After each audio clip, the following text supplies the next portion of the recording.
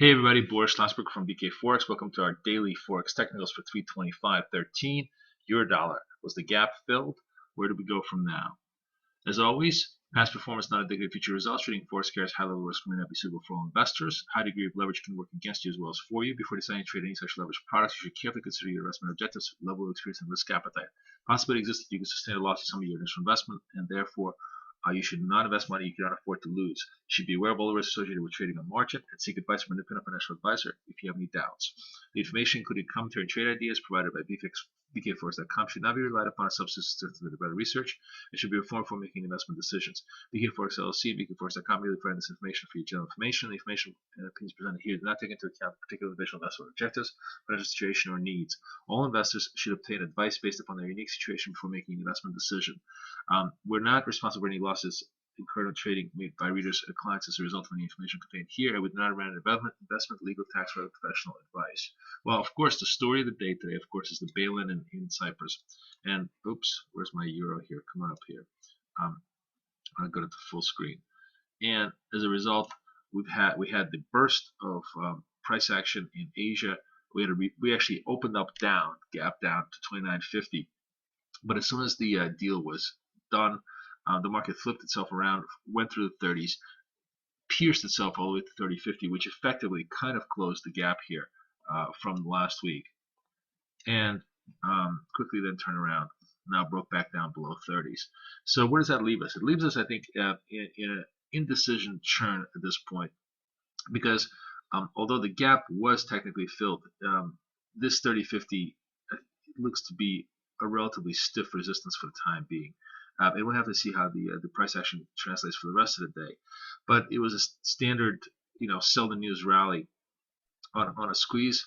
The more interesting thing to me is the fact that we have the 28.50 level hold throughout this crisis, and that is probably perhaps the most bullish thing, in a sense that the fact that we couldn't break the 28.50s we held suggests that the kind of consolidation we have here probably is going to have an upward bias, but the upward bias really needs to break through 30.50s. So the upward trade here is through the 30.50s. The downward trade, of course, obviously through the 28.50s. In the meantime, anything in here is kind of a churn.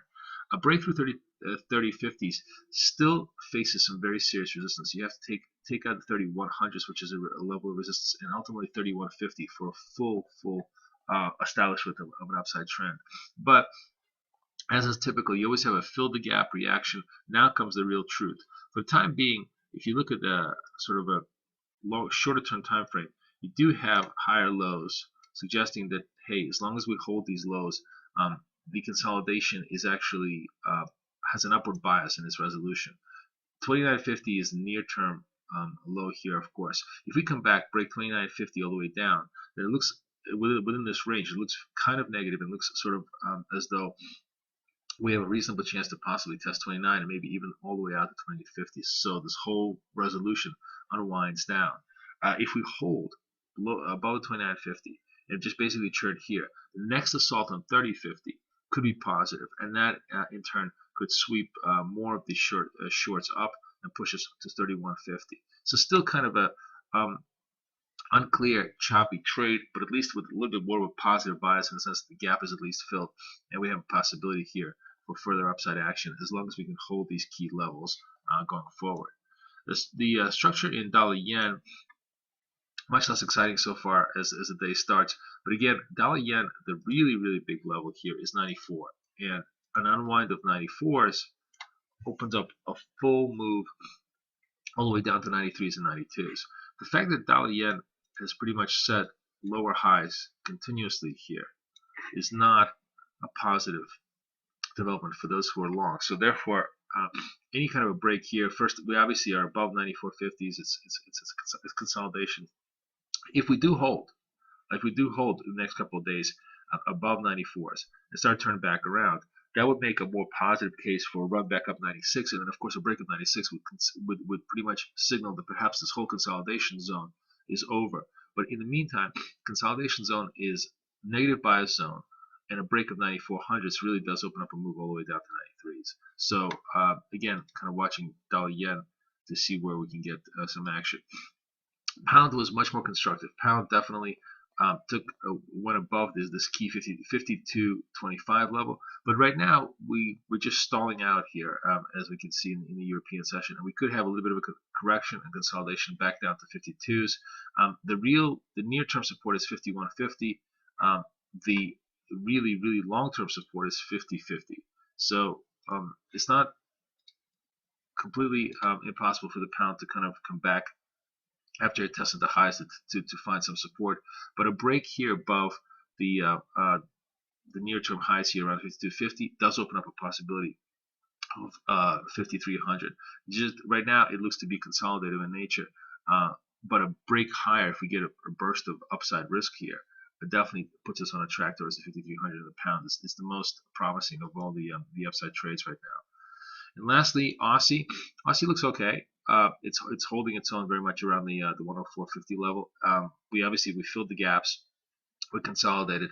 This is a relatively positive structure in the sense that we had this big move up and not really giving up any downside action. So for the Aussie, we talked about the 104.15 as the key upside level. That broke and obviously created a whole upside trade. And for the time being, that's pretty much where we stand as a support level. To the upside, we need to just look here, just 1 second. To the upside, we have to go to the dailies. We're still facing the 104.75s, which is a key resistance level, but a break of the 104.75s really opens up a full-on run towards the 105.50s. That's really the essence of where the Aussie is at. The fact that it's holding kind of relatively tight around these levels is a pretty decent positive indicator, and a break of 104.75s does really open up a full rush to the 105.50s. So that's kind of how we stand. The euro is still very fragile and relatively unresolved, but at least the gap was filled. The yen looks negative for the near term being. The pound looks relatively promising, but needs to take 52.50 out for a run towards the 5300, and the Aussie needs to take 104.75 out for a run towards the 105.50s.